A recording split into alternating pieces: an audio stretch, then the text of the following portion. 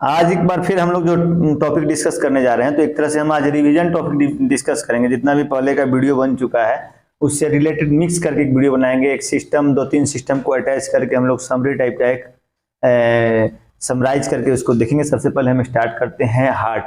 Heart जो है मांस का बना हुआ एक खोखला ऑर्गन है। जो कार्डियोवास्कुलर सिस्टम जो होता है वह शरीर का एक महत्वपूर्ण अंग है, क्योंकि यह क्या करता है, ब्लड को सर्कुलेशन में मदद करता है और इसी के द्वारा ऑक्सीजनेटेड और डीऑक्सीजनेटेड ब्लड जो होता है शरीर के सारे भागों में पहुंचता है। क्योंकि हार्ट से ही जो आर्टरी और वेन निकलता है, तो आर्टरी में क्या होता है कि ऑक्सीजनेटेड ब्लड कैरी करता है और वेन में जो है डीऑक्सीजनेटेड ब्लड कैरी करता है।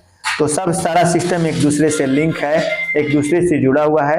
तो अब हम देखते हैं कि हार्ट जो है, हार्ट में 4 चैम्बर होते हैं। 4 चैम्बर का मतलब क्या होता है कि थोड़ा सा उसको ठीक अभी रहने दो।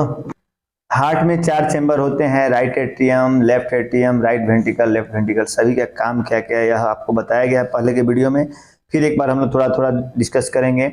और हार्ट में 2 तरह के, मतलब कि हार्ट के भीतर 2 तरह के valve होते हैं। ट्राइकस्पिड valve जिसमें 3 पत्ती होती है, बाइकस्पिड valve जिसमें 2 पत्ती होती है।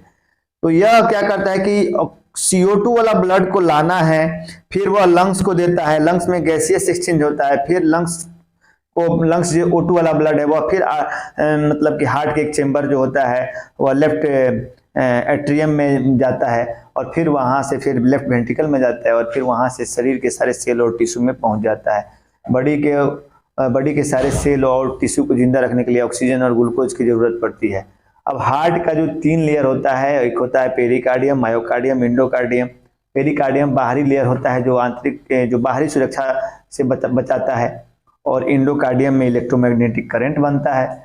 तो यह तो हार्ट का हम लोग मतलब कि ब्रीफ नहीं कर रहे हैं, हम लोग उसको समराइज करके एक रिवीजन करके हम लोग एक इसको टॉपिक बनाने के लिए सोचे हैं।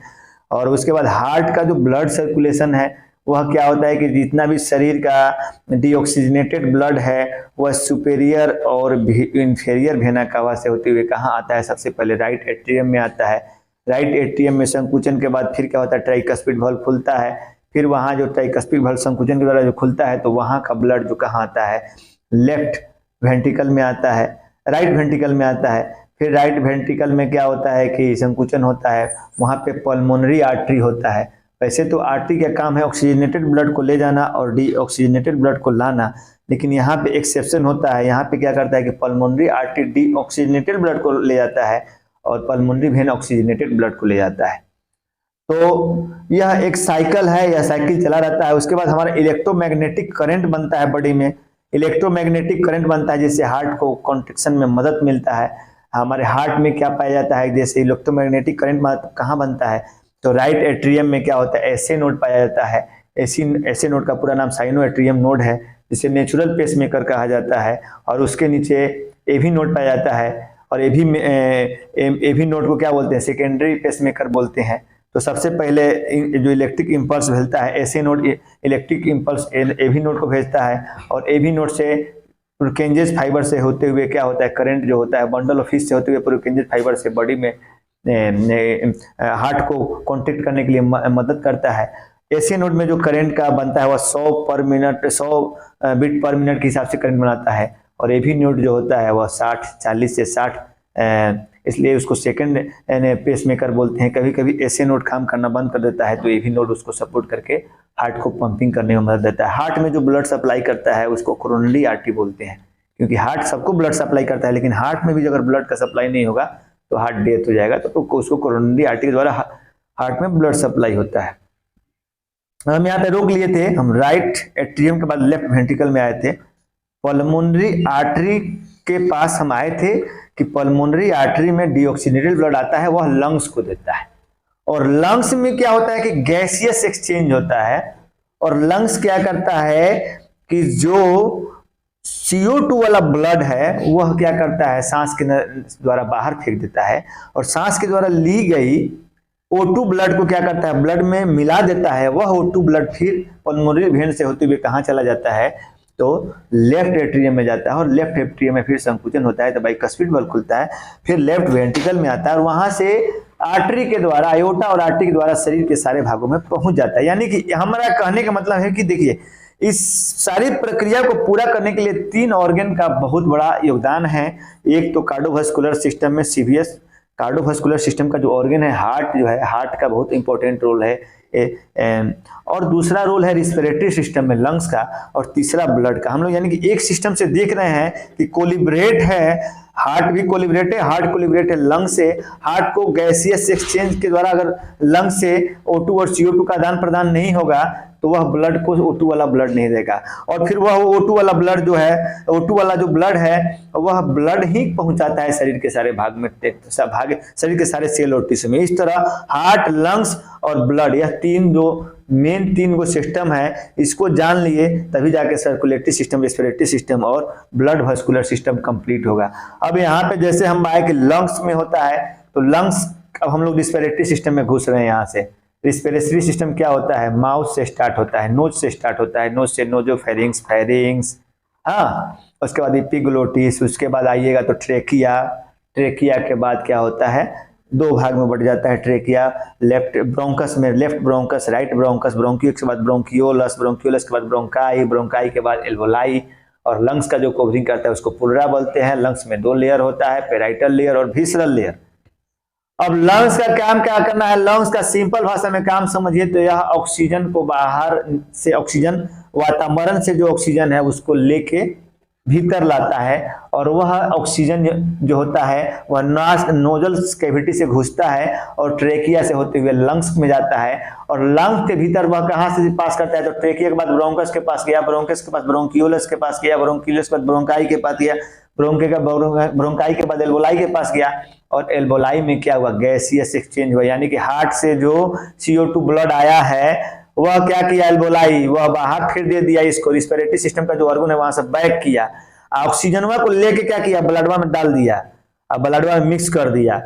CO2 वाला जो वहां से जो ब्लडवा से CO2 निकाला वह क्या किया, फिर उधरे से बैक से आइए, वहां से एल्वोलाई के बाद ब्रोंकियोलस, ब्रोंकाई, ब्रोंकस, ट्रेकिया, नोजोफेरिंग्स, नोज से बाहर निकल गए, यानी कि हम का सांस लेना और यानी कि सांस के द्वारा ऑक्सीजन लेना और CO2 छोड़ना, this is the cat respiration, respiratory system. तो रिस्पिरेटरी सिस्टम के ऑर्गन को भी समझे, एल्वोलाई का रोल भी समझे, अब जो गैसियस एक्सचेंज हुआ वह भी समझे।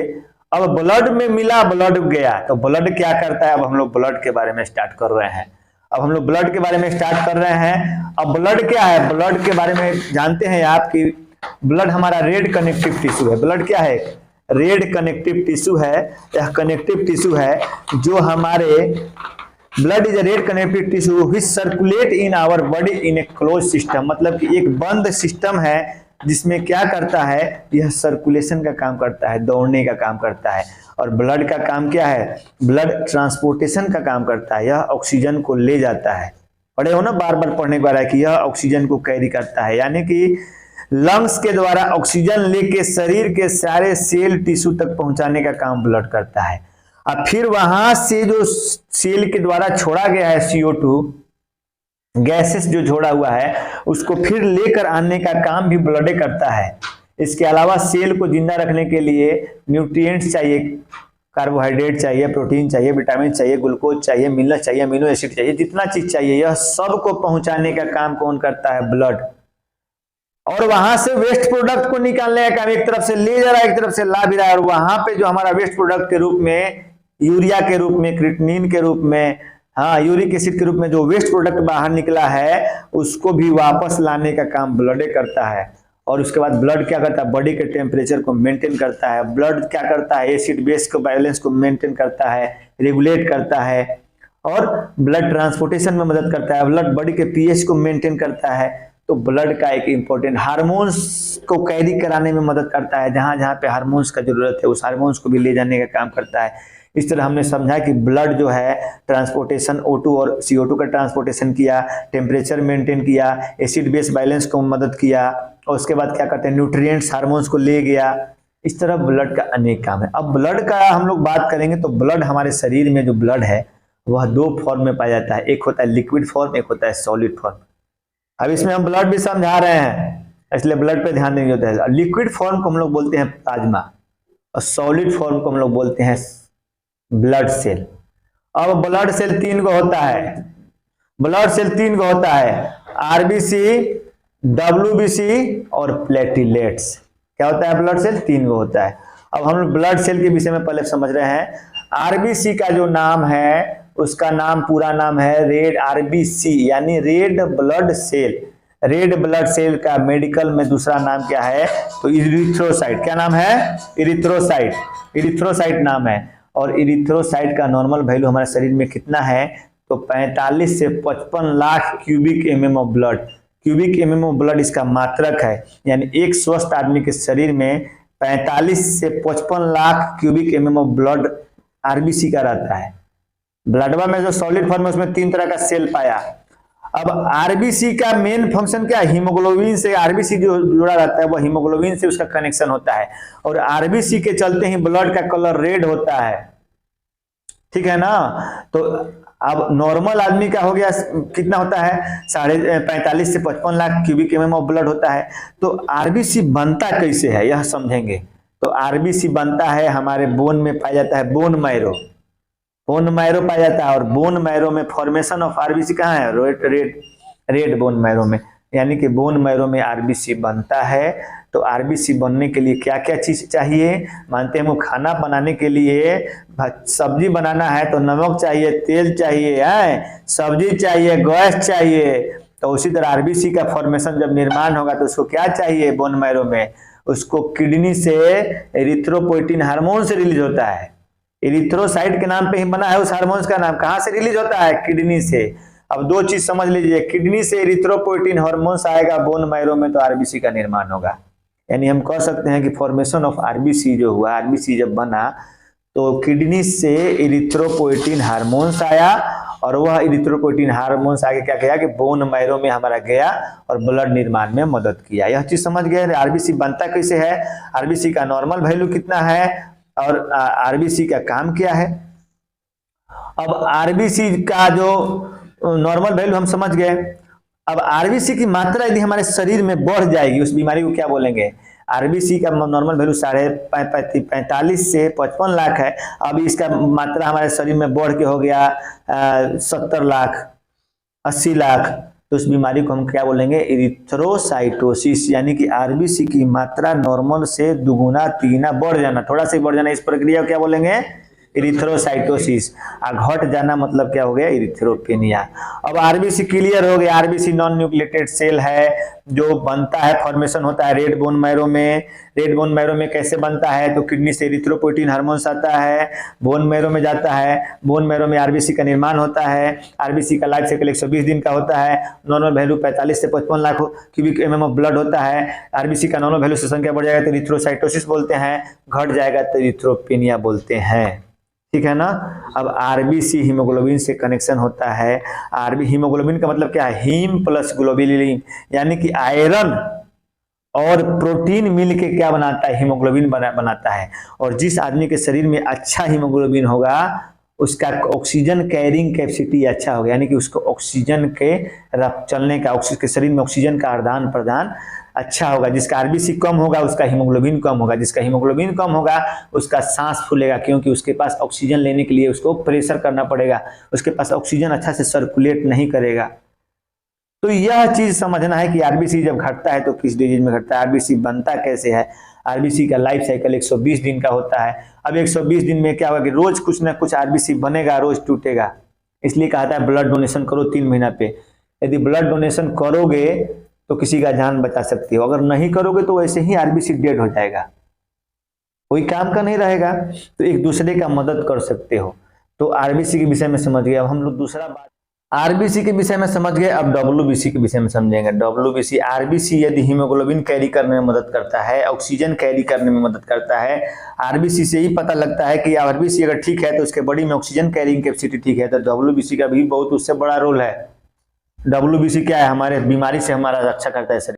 व्हाइट ब्लड सेल बोलते हैं इसको, और दूसरा नाम है इसको ल्यूकोसाइट।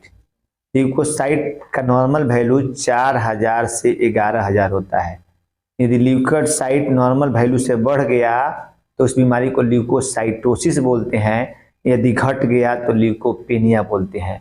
ल्यूकोपीनिया जो होता है वह पैरासाइटिक इन्फेक्शन में होता है, यानी कि शरीर में पैरासाइट का इन्फेक्शन होगा, पैरासाइट से रिलेटेड जितना भी डिजीज होगा उसमें ल्यूकोपीनिया होगा। और जिसमें इन्फेक्शन होगा, एक्यूट इन्फेक्शन कोई होगा, बॉडी में आएगा, तो उसमें ल्यूकोसाइटोसिस बोलते हैं। अब देखिए WBC का मेन का क्या, एक तरह से यह हमारा पहरादार है। हमारे शरीर में कोई भी इन्फेक्शन, कोई भी बैक्टीरिया वायरस घुसेगा तो यह क्या करेगा, उसको पकड़ पकड़ के खा लेगा, अकपक पहले उसको खाएगा, मारेगा, और अंतिम में जब नहीं मार पाएगा, जब थक जाएगा मारते मारते, तब वो उसकी संख्या शरीर में बढ़ने लगेगी। वो अपना संख्या बढ़ा के इंडिकेट करेगा कि और अब मानते हैं 2 बॉडीगार्ड है तो 5 बॉडीगार्ड तैयार करेगा, और लड़ते लड़ते जब थक जाएगा तब तुम्हारे शरीर में इंडिकेट करेगा, तब तुम्हारे ब्लड में बुखार आना स्टार्ट होगा, तुमको सिम्टम आना स्टार्ट होगा। यानी कि तुम सोया है, हम लोग सोए हैं, हम लोग नहीं जानते हैं, हम लोग अनभिज्ञ हैं, लेकिन हमारे शरीर में एक बॉडीगार्ड है, वह बॉडीगार्ड WBC के रूप में है। इसका काम क्या है, बीमारी से लड़ना, बीमारी से संघर्ष करना, कई बैक्टीरिया वायरस को मारना, जो हमारे शरीर में बीमारी पैदा करने वाले स्रोत हैं, जो बीमारी करने वाले वायरस बैक्टीरिया है, उनसे लड़ाई करेगा, खाते रहेगा, क्योंकि तो फील भी नहीं होगा, सबको खा जाएगा। काम है उसको पकड़ पकड़ खाते रहना, जो फालतू का चीज है उसी खाएगा, फायदा वाला चीज जो तुम्हारा खाना पीना न्यूट्रिएंट्स हार्मोन है, इसको थोड़े खाएगा। वो इतना होशियार है वो, तो बहुत ही इंपॉर्टेंट रोल है। अब उसका लाइफ साइकिल 120 दिन है, तो इसका लाइफ साइकिल ज़्यादा 24 घंटा से 48 घंटा तक, 12 दिन 16 दिन तक, इस तरह का अलग अलग है। अब हम लोग जो, अब देखिए WBC का जो है ना, उसको हम लोग 2 तरह का सेल काउंट करते हैं। यह MLT का है, इसमें हम लोग एक करते हैं टोटल ल्यूकोसाइट काउंट, मतलब कि टोटल कितना ल्यूकोसाइट काउंट हुआ। टोटल ल्यूकोसाइट काउंट बढ़ेगा तो बीमारी में बढ़ता है, घटेगा तो किस किस बीमारी में। WBC का हम लोग 2 तरह का सेल काउंट किए, एक तो टोटल ल्यूकोसाइट काउंट किए, वो बता दिए कि तुमको एक्यूट इन्फेक्शन में बढ़ेगा। अब मेन जो रोल होता है या डिफरेंशियल ल्यूकोसाइट, DC बोलते हैं उसको, TCDC, total leucocyte count, differential leucocyte count. अब डिफरेंशियल ल्यूकोसाइट काउंट में क्या होता है कि इसमें जो होता है 2 तरह के सेल हम लोग काउंट करते हैं। माने समझो कि एक बाप का 2 पटीदार, एक पटीदार को बोल दिए ग्रेन्युलोसाइट। ग्रेन्युलोसाइट मतलब क्या हुआ कि जिसमें ग्रेन्यूल्स पाए जाते हैं, और एक हो गया एक ग्रेनुलोसाइट जिसमें ग्रेन्यूल्स नहीं पाए जाते हैं। तो अब देखो 3 गो सेल पाया जाता है ग्रेनुलोसाइट में। ग्रेन्यूल्स का मतलब कि जिसमें ग्रेन्यूल्स है, सिंपल से समझना, जिसमें ग्रेन्यूल्स है, और जिसमें ग्रेन्यूल्स नहीं है वह एक ग्रेनुलोसाइट हो गया। तो 5 तरह का सेल बोले तो 3 गो ग्रेनुलोसाइट है और 2 गो क्या है, एक ग्रेनुलोसाइट है। तो एक मानते हैं इसका न्यूट्रोफिल नाम है, क्या है, न्यूट्रोफिल। दूसरा सेल हो गया यह इस्नोफिल, इस्नोफिल। और तीसरा जो हो गया यह बेसोफिल, बेसोफिल। सबका नाम पड़ा है phil, good phil, bad phil. तो ये भी है न्यूट्रोफिल, माने एक बेटा का एक बाप का 3 गो बेटा, राम श्याम घनश्याम। तो वैसे ही न्यूट्रोफिल, स्नोफिल और बेसोफिल। दूसरा चाचा के 2 गो लड़का, एक हो गया लिम्फोसाइट, क्या हो गया, लिम्फोसाइट। ये अपना टाइटल क्या लेगा, लिम्फोसाइट और मोनोसाइट, यानी ये वो खानदान हो गया साइट वाला, एक हो गया फिल वाला। 3 गो जो लड़का हुआ फिल वाला हुआ न्यूट्रोफिल, स्नोफिल और बेसोफिल हो गया, और 2 गो साइट वाला हुआ तो लिम्फोसाइट और मोनोसाइट हो गया। बाबा भैलनी, बाबा के 2 गो लड़का, दोनों लड़का के 3 गो लड़का, एगो के 2 गो लड़का। अब देखिए इसको समझिए बढ़िया से, तीनों में खून एक ही है। तीनों क्या है कि इन्फेक्शन में बैक्टीरिया को मारने का काम करेगा, यानी कि हमारे इम्यूनिटी को मजबूत करेगा, शरीर से लड़ने की क्षमता को मजबूत करेगा, बहुत सारा काम यह करेगा। इसका नाम है WBC। WBC का मतलब ल्यूकोसाइट। अब देखिए न्यूट्रोफिल, अब इसमें हम लोग क्या करते हैं, 100 गो सेल काउंट करते हैं, और 100 गो में जिसका जितना मात्रा आता है उतना ही हम लोग, उसी के अनुसार हम लोग बीमारी का पता लगा लेते हैं।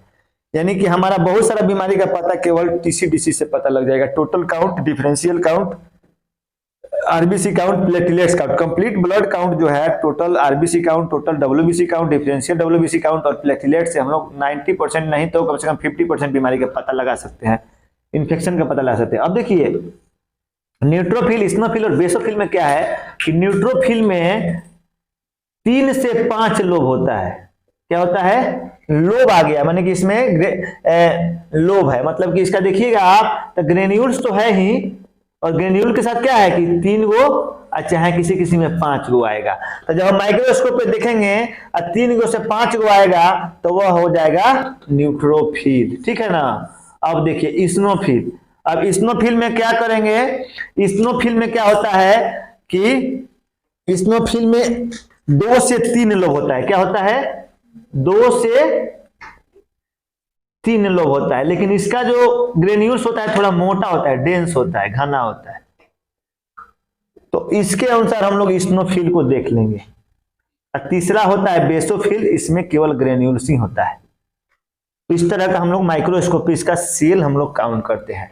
और लिम्फोसाइट क्या है कि इसमें ग्रेन्युलोसाइट में क्या है कि ग्रेन्यूल्स नहीं है, तो लिम्फोसाइट भी 2 तरह का होता है, स्मॉल लिम्फोसाइट और लार्ज लिम्फोसाइट। स्मॉल लिम्फोसाइट क्या हो जाएगा, वो ऐसे होगा। लार्ज लिम्फोसाइट में क्या होगा कि पूरा पूरा इसी तरह का मिलेगा। अब मोनोसाइट जो होगा वह घोड़े के नाल के ऐसा होगा। क्या होगा?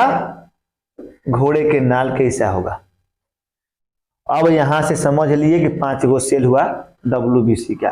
और WBC का हम लोग मेन टेस्ट में इन्फेक्शन का, इससे क्या होता है इन्फेक्शन का सब पता लगता है, किस तरह का इन्फेक्शन होगा यह WBC से केवल पता लग सकता है कि एक्यूट इन्फेक्शन है। 2 गो चीज आएगा, एक्यूट एंड क्रोनिक, मतलब कि जो बीमारी ज्यादा दिन से हुआ क्रोनिक, जो एकाएक हुआ है एक्यूट, कोई भी बैक्टीरिया या वायरस का इन्फेक्शन होगा। तो अब समझिए कि न्यूट्रोफिल जो हो गया, तो न्यूट्रोफिल का हम लोग जो सेल काउंट कर रहे हैं 100 गो, तो 45 से लेकर 70% तक ले नॉर्मल वैल्यू है न्यूट्रोफिल का। यानी न्यूट्रोफिल का वैल्यू अगर सेल काउंट में 45 से 70 है तो यानी कि वह नॉर्मल है। क्या है? नॉर्मल। यानी 100 गो सेल में 45 भी आना चाहिए 70 तक आना चाहिए। लेकिन यदि किसी बीमारी के चलते 70 वाला 90 हो गया, यानी कि नॉर्मल वैल्यू इसका संख्या बढ़ गया, तो न्यूट्रोफिल किस बीमारी में बढ़ता है? तो न्यूट्रोफिल का काम क्या है? फैगोसाइटोसिस। क्या है? फैगोसाइटोसिस। मतलब कि फैगोसाइट मतलब कि निगल जाना, खा जाना। कोई भी बैक्टीरिया वायरस आएगा तो मारने का, निगलने का काम कौन करता है? पहले कहेगा कि पहले हेने आओ, हमसे फरिया लो, हमसे फरिया लो, हमसे दिक्कत होगा तो हम तुमको काटो थोड़ा सा। अब न्यूट्रोफिल का काम क्या है कि फैगोसाइटोसिस, माने कहेगा भाई कोई आएगा तो सबसे पहले कहेगा कि हमसे फरिया लो।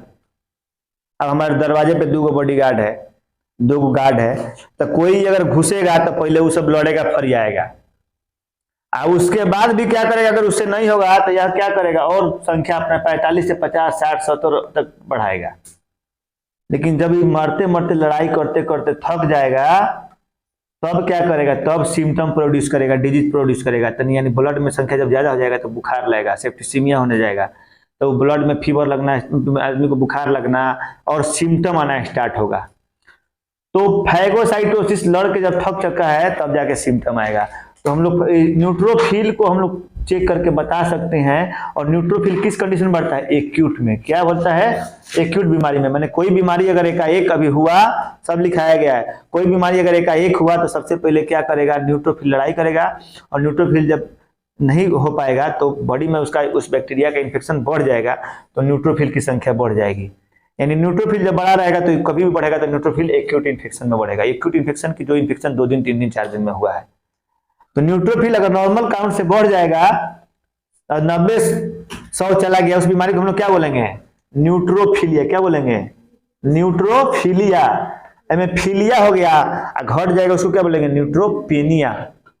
न्यूट्रोफिल की संख्या बढ़ गया, वह क्या हो गया? न्यूट्रोफिलिया। घट गया, वह क्या हो गया? न्यूट्रोपेनिया हो गया। अब देखिए कि यह तो रोल हो गया कि यह एक्यूट इन्फेक्शन में बढ़ा। अब आ गया दूसरा इस्नोफिल का। तो इस्नोफिल का नॉर्मल वैल्यू 0 से लेकर 6% तक होता है। कितना हो गया? 45 से 70 इसका था, और दूसरा भाई का कितना संख्या होगा? 0 से 6 होगा।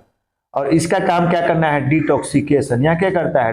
डिटॉक्सिकेशन, यानी कि टॉक्सिन प्लस टॉक्सिन मिलेगा तो डिटॉक्सिकेशन हो गया। यानी कि मतलब कि कोई भी, यह किस बीमारी में बढ़ता है? एलर्जिक रिएक्शन में। क्या बढ़ता है? एलर्जिक रिएक्शन में और पैरासाइटिक इन्फेक्शन में। यानी शरीर में पैरासाइट का इन्फेक्शन होगा। बैक्टीरियल इन्फेक्शन में न्यूट्रोफिल बढ़ा, लेकिन कीड़ा जैसे राउंड वार पेट में चील हो जाता है ना, चील के इन्फेक्शन में या कोई एलर्जिक रिएक्शन होगा तो इस्नोफिल बढ़ेगा, यानी कि उसके ब्लड में क्या होगा, चकत्ता चकत्ता जुल्फित निकलता है ना, किसी किसी को अर्टिकेरिया दाग जुल्फित निकलता है, तो वह या तो कीड़ी के चलते निकल रहा है या फिर ब्लड में कोई रिएक्शन हो रहा है, तो इस्नोफिल बढ़ने से भी होता है। किसी को लोग को ज्यादा खांसी हो जाता है तो लोग नहीं कहता है कि इस्नोफिलिया का जांच कराओ। एलर्जी, खांसी भी एलर्जी डिजीज है, स्किन में चकत्ता होना भी एलर्जिक डिजीज है। पैरासाइटिक इन्फेक्शन में और एलर्जिक डिजीज में क्या होता है, यह इस्नोफिलिया बढ़ जाता है। और इस्नोफिलिया का काम क्या है, डिटॉक्सिकेशन करना, माने जितना भी टॉक्सिन सबस्टेंस, अब कोई भी एलर्जिक सबस्टेंस आया तो क्या होगा, बॉडी में टॉक्सिन छोड़ेगा, तो टॉक्सिन को न्यूट्रलाइज करने का काम क्या करता है, तो इस्नोफिल करता है। अब बेसोफिल का काम क्या है, तो बेसोफिल क्या करता है, कैरिंग हेपेरिन, कैरिन हेपेरिन। अब इसका नॉर्मल वैल्यू कितना है, 0 से 1%। यह कैंसर वगैरह के केस में चाहे और सब केस में बढ़ता है। हेपेरिन क्या है, एंटीकोगुलेंट है, नेचुरल एंटीकोगुलेंट। क्या है, नेचुरल मतलब प्राकृतिक, और एंटीकोगुलेंट मतलब कि कोगुलेंट मतलब ब्लड का थक्का जमना, और एंटी मतलब कि उसको नहीं जमने देना। हमारे शरीर में जो ब्लड दौड़ रहा है तो बाहर आते आते थक्का बन जाता है, भीतर नहीं थक्का बनता है, क्योंकि हमारे शरीर में नेचुरल एंटीकोगुलेंट हेपेरिन पाया जाता है। क्या पाया जाता है, हेपेरिन। तो हेपेरिन को बनाने का काम कौन करता है, बेसोफिल करता है। अब तीनों का समझ में आ गया ना कि तीनों का नॉर्मल वैल्यू कितना है और किस किस बीमारी में बढ़ेगा। अब ये वो खानदानवा का ही हो गया। अब दूसरा का खानदान के विषय में जानो ही। अब इस साइट लोग के बारे में जानो, कौन है, ये फिलिया लोग के बारे में जाना, इस साइट लोग के बारे में जाने। तो इसका क्या काम है, इसका लिम्फोसाइट, क्या नाम है इसका, लिम्फोसाइट। और लिम्फोसाइट का नॉर्मल वैल्यू कितना होता है, 20 से लेकर 40% तक, चाहे 35%। यानी कि न्यूट्रोफिल 45 से 70%, इस्नोफिल 0 से 6%, बेसोफिल 0 से 1%, लिम्फोसाइट क्या हो गया 20 से 35%, मोनोसाइट कितना हो गया 0 से 1%। कभी आजकल 0 से 3-4% भी आता है। तो अब देखो लिम्फोसाइट का काम क्या करना है, यह क्या करता है, प्रोड्यूस एंटीबॉडी। क्या करता है, प्रोड्यूस एंटीबॉडी। एंटीबॉडी मतलब क्या हो गया कि हमारा शरीर में जो कोई भी आक्रमण हो रहा है तो उसके खिलाफ लड़ने के लिए हमारा शरीर क्या करता है, एंटीबॉडी तैयार करता है। जैसे मानते हैं कि जैसे हम पर कोई आक्रमण किया तो मेरा 5 गो चेला है, हमारे पास मार करने आया तो इसके पहले 5 कूद गया कि ये भाई पहले हमारे से सलट लो तब हमारे सर के पास जाना है। तब पहले वह सलटा, सलट लिया तो सलट लिया, वो बीमारी वहीं से डिस्पैच हो गया, और नहीं सलटा पिटा पुटा के गिर गया तो वो सर के पास आएगा। ठीक है ना। तो लिम्फोसाइट का वही काम करना है कि प्रोड्यूस एंटीबॉडी, कि बीमारी से लड़ने के लिए शरीर में इम्यूनिटी पैदा करना। यानी कि इसे हम क्या समझे कि यह लिम्फोसाइट कब घटेगा, जब हमारे शरीर में इम्यूनिटी कमजोर हो जाएगा। जब हमारा शरीर कमजोर हो जाएगा, जब हमारा इम्यून सिस्टम लड़ते लड़ते कमजोर हो जाएगा, तब जाके लिम्फोसाइट बढ़ेगा। यानी कि क्रोनिक केस में बढ़ेगा। क्या होगा, क्रोनिक। यानी कि न्यूट्रोफिल एक्यूट केस में बढ़ा और लिम्फोसाइट क्रोनिक केस में बढ़ा। क्रोनिक केस में क्या वजह से, टीबी हो गया, एड्स हो गया, गठिया हो गया, दमा हो गया, यानी मरीज को बहुत दिन से खांसी है, खांसी करते करते खांसी से लड़ते लड़ते टीबी हो गया, तब जाके टीबी वाले मरीज में क्या होगा, लिम्फोसाइट बढ़ा रहेगा। यानी कि लिम्फोसाइट बढ़ा है यानी कि उसके शरीर में क्रोनिक इन्फेक्शन है। जैसे गठिया है, बहुत दिन से हेने दर्द का दवाई खा रहा है, होने दर्द का दवाई खा रहा है, बहुत दिन से खांसी अस्थमा है, हेने दवाई खा रहा है, होने दवाई खा रहा है। तो कहने का मतलब कि जब क्रोनिक इन्फेक्शन होगा तो लिम्फोसाइट बढ़ेगा, एक्यूट इन्फेक्शन होगा तो न्यूट्रोफिल बढ़ेगा, एलर्जिक रिएक्शन होगा तो इस्नोफिल बढ़ेगा, हेपेरिन संबंधित दिक्कत होगा तब बेसोफिल बढ़ेगा। हम मोनोसाइट क्या करता है, सेक रिवेंजर का काम करता है। सेक रिवेंजर मतलब कि वेस्ट प्रोडक्ट को बाहर निकालने का काम करता है, या कैंसर वंसर के कंडीशन में बढ़ता है। तो इस तरह आप total differential count, total WBC के बारे में समझ गए कि WBC क्या क्या होगा। तो बात करेंगे प्लेटलेट्स। प्लेटलेट्स का दूसरा नाम थ्रोम्बोसाइट है। अब एक चीज हम इसमें बताना भूल गए, जैसे हम पहले बताए थे कि किडनी से इरिथ्रोपोइटिन हार्मोन्स आता है तो बोन मैरो में जाता है तो आरबीसी का निर्माण होता है। वैसे ही लीवर से ल्यूकोपोइटिन हार्मोन्स आता है, लीवर से ल्यूकोपोइटिन हार्मोन्स बोन मैरो में आता है तो WBC का निर्माण होता है। और उसी तरह लीवर से ही थ्रोम्बोपोइटिन हार्मोन्स आता है तो प्लेटलेट्स का निर्माण आता है। यानी कि दो को जो हुआ थ्रोम्बोसाइट और तुमको ल्यूकोसाइट WBC और प्लेटलेट्स का निर्माण के लिए वहां से लीवर से आया, एरिथ्रोसाइट के निर्माण के लिए एरिथ्रोपोइटिन हार्मोन किडनी से आया। अब इसका नॉर्मल वैल्यू होता है 1.5 लाख से 4 लाख प्लेटलेट्स का वैल्यू होता है। और प्लेटलेट्स का रोल क्या है कि यह ब्लड क्लॉटिंग में मदद करता है। प्लेटलेट्स का वैल्यू अगर गिर जाएगा नॉर्मल से तो उस बीमारी को हम लोग क्या करेंगे, थ्रोम्बोपेनिया। अब बढ़ जाएगा तो थ्रोम्बोसाइटोसिस। तो थ्रोम्बोपेनिया जब ज्यादा हो जाएगा तो क्या होगा, उस मरीज को नाक से, कान से, जगह जगह से, एनस के रास्ता से, वेजाइना के रास्ता से, आंख से, कान से, जहां जहां ब्लीडर्स है वहां से नाक से ज्यादा ब्लीडिंग होता है, ब्लीडिंग होने लगेगा। तो इस तरह हम लोग RBC डाले, WBC जाने, प्लेटलेट्स डाले। RBC नॉन न्यूक्लिएटेड सेल है जिसका दूसरा नाम एरिथ्रोसाइट है। इसका नॉर्मल वैल्यू 4.5 से 5.5 लाख मिलियन होता है। यह 120 दिन का इसका लाइफ साइकिल है। यह बोन मैरो में बनता है। WBC में 2 तरह के सेल काउंट करते हैं, total leucocyte count, differential leucocyte count. यह ल्यूकोप्रोटीन हार्मोन्स जो आता है लीवर से आता है, इसका नॉर्मल वैल्यू 4000 से 11000 है। हाँ, यह बढ़ जाता है तो ल्यूकोसाइटोसिस हो जाता है, घट जाता है तो ल्यूकोपेनिया हो जाता है। WBC का 5 तरह का सेल है जिसमें न्यूट्रोफिल, बेसोफिल, स्नोफिल, मोनोसाइट और लिम्फोसाइट है। न्यूट्रोफिल जो है उनका काम है फैगोसाइटोसिस या एक्यूट इन्फेक्शन में बढ़ता है। स्नोफिल डिटॉक्सिकेशन का काम है या एलर्जी कंडीशन में बढ़ता है। बेसोफिल हेपरिन को कैरी करता है। और लिम्फोसाइट जो है क्रोनिक इन्फेक्शन में बढ़ता है। मोनोसाइट जो है सिक रिवेंजर्स, इसका काम है। तो और प्लेटलेट्स क्या होता है, प्लेटलेट्स भी का दूसरा नाम थ्रोम्बोसाइट है। यह लीवर से थ्रोम्बोपोइटिन हार्मोन्स आता है बोन मैरो में, तो इसका निर्माण होता है। इसका normal value 1.5 lakh to 4 lakh होता है। इसकी संख्या बढ़ जाती है तो इसको थ्रोम्बोसाइटोसिस बोलते हैं, घट जाता है तो थ्रोम्बोपेनिया बोलते हैं। यह ब्लड क्लॉटिंग में अहम रोल निभाता है। इसकी संख्या घटने से जगह जगह ब्लीडिंग होने लगता है। That's all right. इस तरह हमने कार्डियोवास्कुलर सिस्टम, रेस्पिरेटरी सिस्टम और ब्लड को एक में रेगुलेट करके एक में मिलाकर पढ़ा रिवीजन के लिए। चलिए।